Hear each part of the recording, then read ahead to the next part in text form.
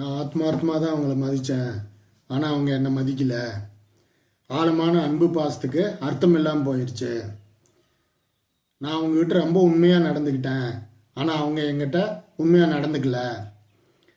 இந்த மாதிரி விஷயத்துக்கெல்லாம் வருத்தப்பட வேண்டியது நீங்கள் இல்லைங்க, உங்களோட அருமை தெரியாதவங்க தான். இப்போ பல ஊரில் இந்த மாதிரி விஷயங்கள் நடந்திருக்கும். அற்புதமான பூமி, இது எங்கிட்ட தான் வந்து விலைக்கு வந்துச்சு, கையில் காசும் இருந்தது, இந்த பூமிக்கு போய் இவ்வளோ காசு கொடுக்கறதான்னு நினச்சி விட்டுட்டேன், இன்றைக்கி பல கோடிக்கு போகுது. நமக்கெல்லாம் அந்த காலத்தில் வந்து எடுத்து சொல்கிறதுக்கும் ஆள் இல்லை, சொந்த புத்தியும் இல்லை. இன்றைக்கி நினச்சா வாங்க முடியுமா?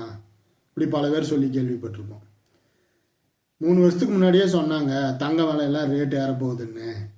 கையில் காசு இருந்தது, தங்கத்துக்கு போய் இவ்வளோ காசை கொடுக்கறதான்னு நினச்சேன், விட்டுட்டேன், இன்றைக்கி நினச்சா வாங்க முடியுமா?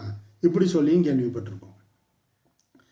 அப்போ இடத்த வாங்க முடியலையே, வாங்காமல் விட்டுட்டுனே, தங்கத்தை வாங்காமல் விட்டுட்டுனே அப்படின்னு வாங்காமல் விட்டவங்க தான் வருத்தப்படணும்.